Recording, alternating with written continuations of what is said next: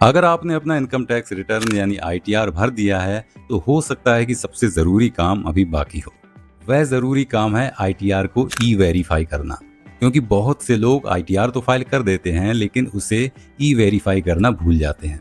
अगर आप आईटीआर ई वेरीफाई नहीं करते हैं तो ऐसी स्थिति में आपका आईटीआर वैध नहीं माना जाएगा और उसे प्रोसेस होने में भी दिक्कत आ सकती है।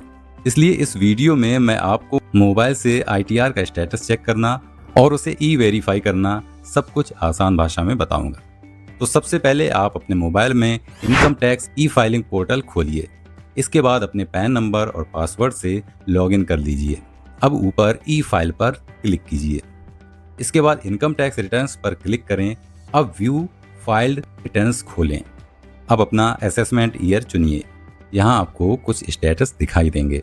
अगर यहाँ पर लिखा है सक्सेसफुली ई वेरीफाइड या कुछ इस तरह का स्टेटस दिखाई पड़ रहा है तो इसका मतलब यह है कि आपका ई वेरिफिकेशन पूरा हो चुका है। और अगर लिखा है प्रोसेस्ड तो इसका मतलब है आपका आईटीआर विभाग द्वारा प्रोसेस भी हो चुका है। यहाँ processed with no demand public refund का मतलब है कि ना आपको कोई टैक्स देना है और ना ही कोई रिफंड मिलना है। लेकिन अगर यहाँ पर पेंडिंग फॉर ई वेरिफिकेशन लिखा दिखाई दे तो समझिए कि अभी ई वेरिफिकेशन करना बाकी है। तो अगर आपके सामने पेंडिंग फॉर ई वेरिफिकेशन दिख रहा है तो उसी आईटीआर के सामने ई वेरीफाई पर क्लिक करें। अब आपके सामने कई विकल्प आ जाएंगे। सबसे आसान तरीका है आधार ओटीपी। अगर आपका मोबाइल नंबर आधार से लिंक है तो आधार ओटीपी चुनिए। कुछ सेकंड में ओटीपी आ जाएगा। ओटीपी डाल दीजिए। कुछ सेकंड बाद स्क्रीन पर सक्सेसफुली ई वेरीफाइड का मैसेज भी आ जाएगा।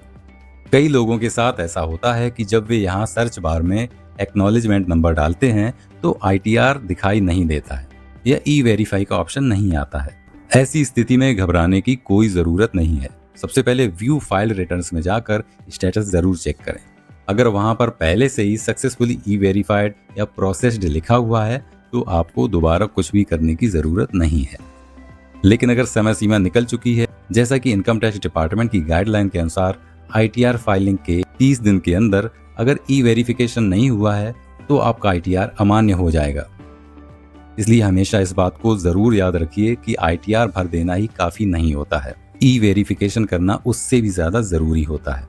अगर ये वीडियो आपके काम की लगी हो तो वीडियो को लाइक और शेयर जरूर करें और ऐसी ही डिजिटल जानकारियों के लिए चैनल को सब्सक्राइब जरूर करें।